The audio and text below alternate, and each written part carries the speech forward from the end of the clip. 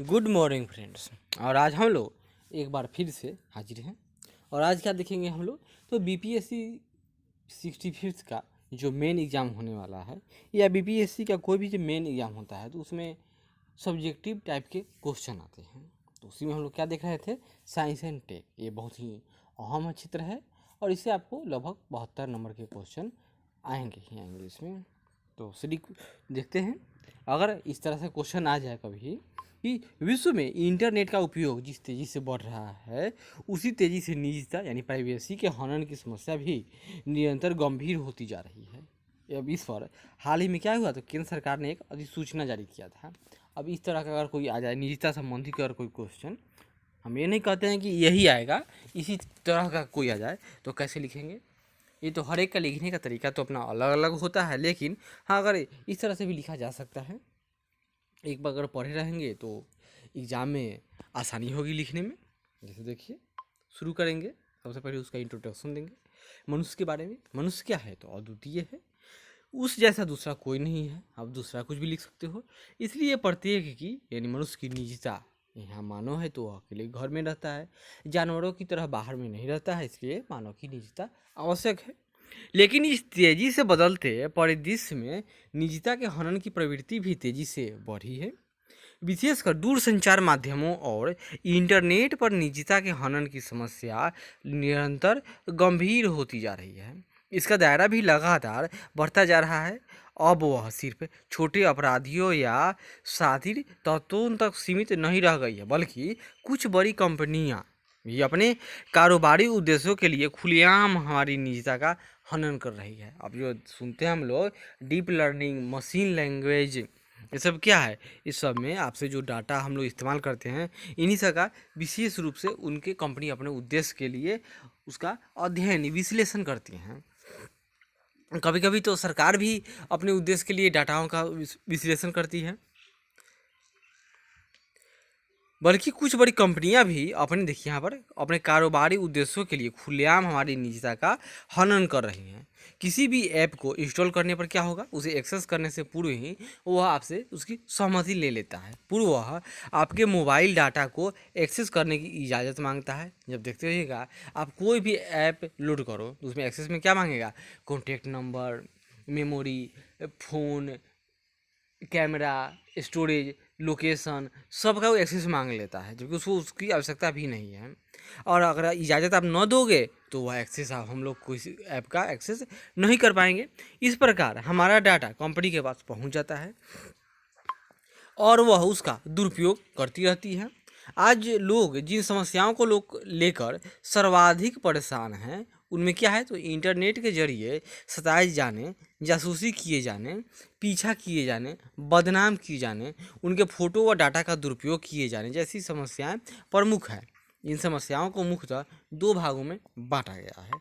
कौन कौन से दो भाग हैं, एक है साइबर बुलिंग और दूसरा होगा साइबर स्टॉकिंग। तो देखिए, सबसे पहले हम लोग साइबर बुलिंग के बारे में जान लेते हैं थोड़ा सा। साइबर बुलिंग का अर्थ होता है कि किसी व्यक्ति को सूचना प्रौद्योगिकी के से जुड़े माध्यमों के जरिए बार बार और जानबूझकर आक्रामक, अपमानकारी संदेश भेजना, सताना, परेशान करना या नुकसान पहुंचाना। कानूनी परिभाषा के अनुसार यह समस्या किसी व्यक्ति के बारे में इंटरनेट पर झूठी खबरें फैलाकर उसके प्रति नफरत की भावना पैदा करने तक सीमित हो सकती है, या उससे भी आगे, या फिर व्यक्ति को निजी तौर पर पहचान कर उन्हें अपमानित और बदनाम करने की हद तक जा सकती है। इस काम के लिए सोशल नेटवर्किंग वेबसाइटों, ब्लॉगों, वीडियो शेयरिंग या सामान्य वेब पेजों, चर्चा समूहों, यानी सोशल नेटवर्किंग साइट की बात हो रही है, और यहाँ तक कि एसएमएस और व्हाट्सएप संदेशों तक का भी प्रयोग किया जाता है, कि इसमें तो साइबर बुलिंग की बात हो रही है। भारत उन देशों में है जहां साइबर बुलिंग की समस्या सर्वाधिक गंभीर है। दुनिया भर के बच्चों, किशोर तथा युवकों पर माइक्रोसॉफ्ट की ओर से कराए गए एक सर्वेक्षण से पता चला है कि भारत के 53% बच्चे इस समस्या से परेशान हैं। साइबर बुलिंग की समस्या पर 25 देशों में कराए गए सर्वेक्षण में भारत, चीन, सिंगापुर, यानी भारत, चीन और सिंगापुर के बाद तीसरे स्थान पर है। आगे देखिए, दूसरा है साइबर स्टॉकिंग। यह क्या है, साइबर बुलिंग जहां एक त्वरित प्रक्रिया है, छलीक है साइबर बुलिंग, किसी को गाली दे दिए, बात खत्म हो गई, किसी को परेशान कर दिए, चलिए चल गया। लेकिन यहाँ देखिए, वहीं साइबर स्टॉकिंग का अर्थ है कि योजनाबद्ध, यानी यह कोई एक आदमी का नहीं, इसमें संस्था लग जाएगा, कोई तरीके से किसी पर नज़र रखना, उसका पीछा करना, उसकी इच्छा के विपरीत उसके करीब जाने की कोशिश करना, अपनी हरकतों से उसके मन में आशंका या भय पैदा कर देना। 20 दिसंबर 2018 को मोदी सरकार द्वारा जारी अधिसूचना में भारतीय नागरिकों के कंप्यूटर, मोबाइल अथवा अन्य डिजिटल डिवाइसों के इस्तेमाल की जांच अथवा निगरानी हेतु भारत की शीर्ष 10 एजेंसियों, याद कीजिए 10 एजेंसियों को अनुबंधित करना भी इसी कड़ी का एक हिस्सा माना जा रहा है कि अब इसमें सरकार आपके कार्यों पर, आप पर, आपके एक्टिविटी पर सरकार निगरानी रखेगी। इस पर साइबर विश्लेषकों का मानना है, क्या मानना है उनका, कि सरकार की कमियां या गलत नीतियों की आलोचना अगर आप कर रहे हो, मतलब क्या है कि आप सरकार के विरोधी हो गई हो, यानी करने वाले नागरिकों की पहचान कर राष्ट्रीय सुरक्षा के बहाने उसे डराने अथवा परेशान करने की सरकार की एक या रणनीति हो सकती है, मतलब ऐसा नहीं कि है, हम लोग ऐसे न लिख सकते हैं। हालांकि इसे निजता के अधिकार का हनन को लेकर काफ़ी विवाद और विरोध के कारण सरकार या सुप्रीम कोर्ट द्वारा इसमें संशोधन अथवा निरस्तीकरण की प्रबल संभावना तो है, लेकिन अब तक नहीं हुआ है। इस प्रक्रिया में निजता का घोर हनन होता है, जो एक संगीन अपराध है। यूँ तो कोई भी व्यक्ति साइबर स्टॉकिंग का शिकार बनाया जा सकता है, लेकिन साइबर स्टॉकिंग का शिकार होने वालों में 75% महिलाएं और राजनीतिज्ञ होते हैं, क्योंकि आम आदमी को वह बर्बाद करके उस पर क्या करेगा, उसको परेशान करके उसको क्या मिलेगा, वह किसी बड़े करेक्टर को बहुत बड़ी पहचान पर आरोप लगाएगा, तब ना उसको कुछ, जो साइबर स्टॉकिंग करेगा उसको कुछ उसे नफ़ा होने का चांस रहेगा, और आम आदमी के खिलाफ करने से उसको क्या फ़ायदा होगा। ऑनलाइन दुनिया में होने वाली यह हरकत हमारे सामान्य जनजीवन से पूरी तरह मेल खाती है, जहां महिलाओं का पीछा किए जाने और उनकी निजता का हनन करने की घटनाएं सामान्य हैं। सोशल नेटवर्किंग माध्यमों से, ईमेल, चैट रूम, मैसेजिंग आदि माध्यमों से इस गतिविधियों को न सिर्फ और अधिक विस्तार दे दिया, बल्कि किसी को चौबीसों घंटे पीछा करना संभव भी बना दिया है।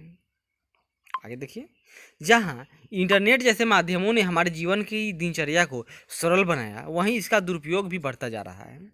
यह हमारे समाज की कुरूप हो रही मानसिकता को भी दर्शाता है।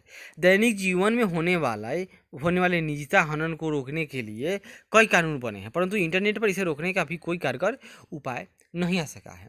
अभी वर्तमान में ही रूस ने एक साइबर संबंधी कानून लाया है, जो संयुक्त राष्ट्र संघ में रूस समर्थित है, और वो लगभग पास हो गया है। वो होगा तो उसमें, क्योंकि भारत ने भी उसका सपोर्ट किया था, अगर वो अस्तित्व में आ जाए तो कुछ दुनिया में कानून बने।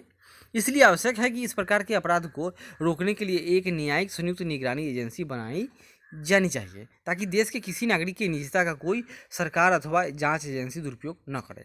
तभी तो पुट्टास्वामी भरतरी भारत सरकार केस में क्या आया था कि निजता भी क्या है, तो यह आपका मौलिक अधिकार है।